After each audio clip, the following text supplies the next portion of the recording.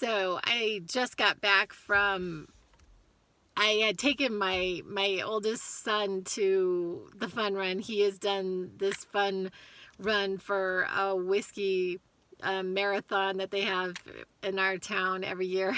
And he's done this the last, I guess, like 4 or 5 years. He's done the fun run, and I know the track really well because I've been dropping him off and picking him up every year for 5 years. And this year was just something happened, and I so I'm standing there waiting for him on this one corner, and there's this young man. There were actually two young men, but one of them really stood out to me later, and he was probably 10.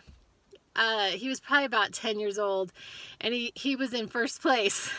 And I'm standing there, and I'm like, no, no, no, don't go there. But the police officer had like told him to go a different way. And so and then he obviously got lost and then had to backtrack. And as he was backtracking, I mean, massive tears are just running down his face, like these massive tears.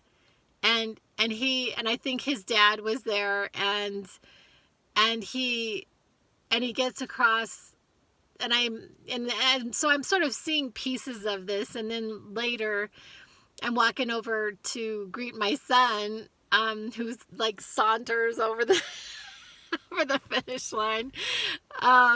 He's so funny.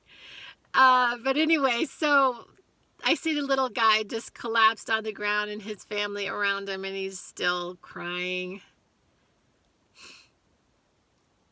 And I walked up and I said, I know you were in first place. And I said, I know that police officer gave you bad direction. And what an impact on that young man who had probably been training for a year and like thought, okay, this year I'm going to get first place. And he got first place, but he didn't get first place. And I was talking to my son about it. I was talking to my son about this and what it feels like. I know what that feels like. It feels like to like put in your best, for something and not get the outcome that you were looking for. To do your absolute best. And it almost feels like it's like the opposite of the stars aligning. It feels like the devil is at work.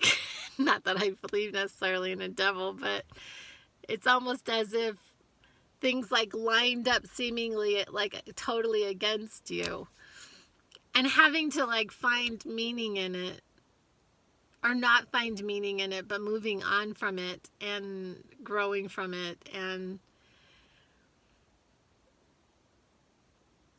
I've experienced this, it seems like quite a few times, but especially like in the last year for sure, like these where I actually like gave something everything I had to give. I and it could have been, sometimes I kind of joke to myself, it could have been just utter stupidity or absolute bravery.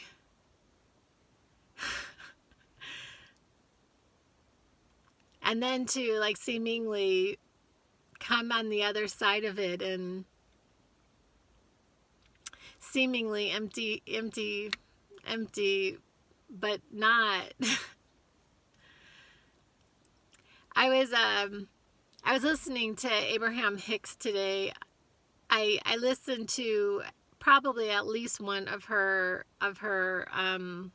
YouTubes about every day, and today she was talking about the gap between the asking and the receiving. She was talking about the art of allowing again today, but she was talking about the gap. Because there's always going to be a gap. There's always, life just causes us to to have something and want something else, like be presented with something. We don't even know we're doing it. It's like a subconscious thing. And wanting something else. And there's this gap between the quote unquote wanting of it and it actually coming into our physicality. And she talked about the biggest lesson or the biggest skill is learning to be in that gap with joy, because she said there will always be a gap. And it's kind of true. I see that that's true, because it seems like when I climb one mountain, then I want to climb another one. Like life is like this adventure and just really enjoying the process. And so thinking about this young man who ran this fun run today and the outcome not coming, and